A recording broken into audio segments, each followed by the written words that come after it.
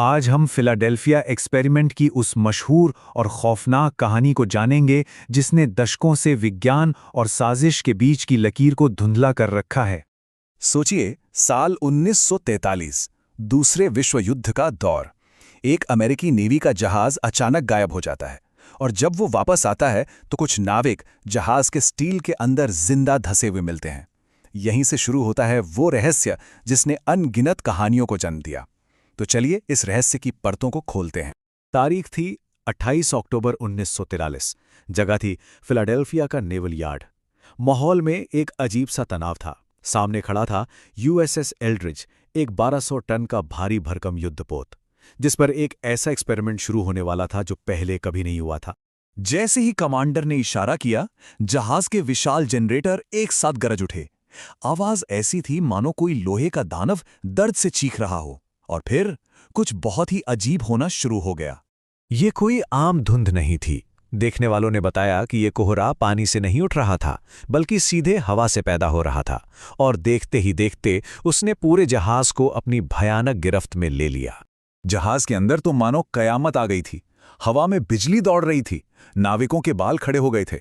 और सबसे डरावनी बात, जब वो घबराहट में एक दूसरे को पकड़ने की कोशिश कर रहे थे तो उनके हाथ एक दूसरे के आर पार जा रहे थे।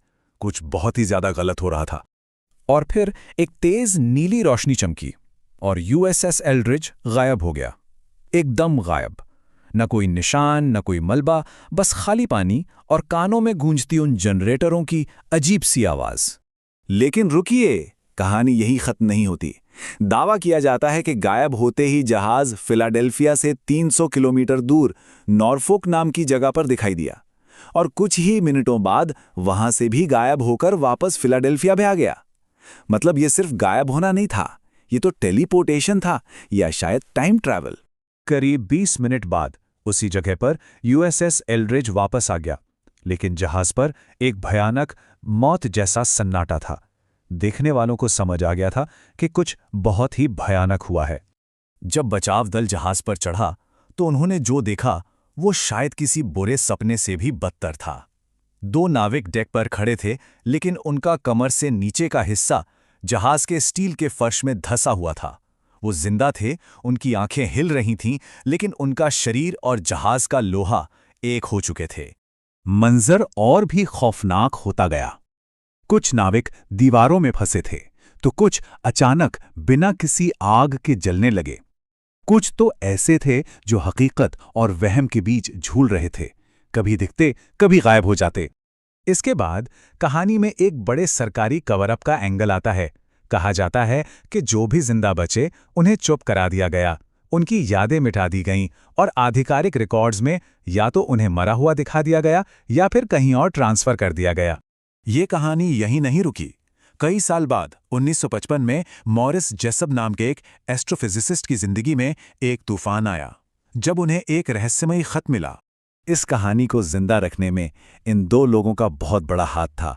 एक थे मॉरिस जेसप, जो यूएफओज पर रिसर्च करते थे, और दूसरे थे कार्लोस एलेंडे, जिसने दावा किया कि उसने अपनी आंखों से ये सब होते हुए देखा था। एलेंडे ने खतों में ऐसे ऐसे दावे किए कि सुनने वालों के होश उड़ गए। उसने लिखा कि उसने आइंस्टीन की यूनिफाइड फील्ड थ्योरी को असल में काम करते देखा, जिससे समय मुड़ गया और जहाज किसी दूसरे डायमेंशन में चला गया था। उसने ये खत अलग अलग स्याही और हैंडराइटिंग में लिखे, जिससे ये राज और भी गहरा हो गया। और फिर कहानी ने एक और भी गहरा और खतरनाक मोड़ लिया। जेसप, जो इस मामले की तह तक पहुंचने की कोशिश कर रहे थे, 1959 में अपनी कार में मृत पाए गए।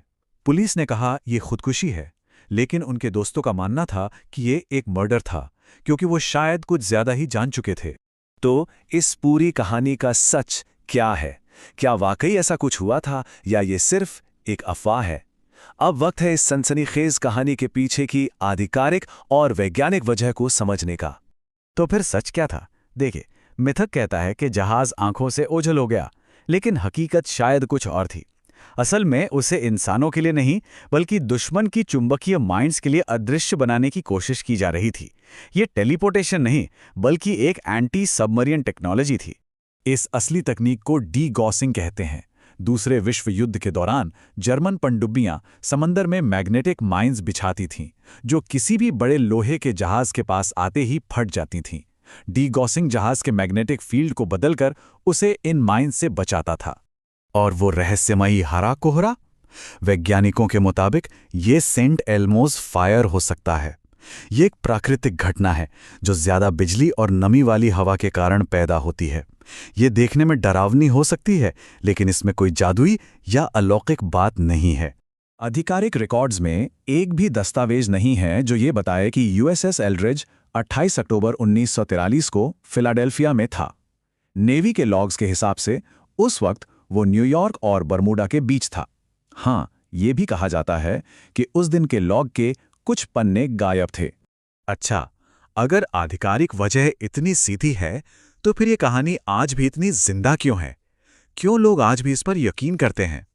शायद इसलिए क्योंकि कुछ सवालों के जवाब आज भी नहीं मिले, जैसे कि ये दावा कि जब 90s के दशक में जहाज को तोड़ा जा रहा था तो उसकी मोटी स्टील की दीवारों के अंदर से कपड़े के टुकड़े निकले थे।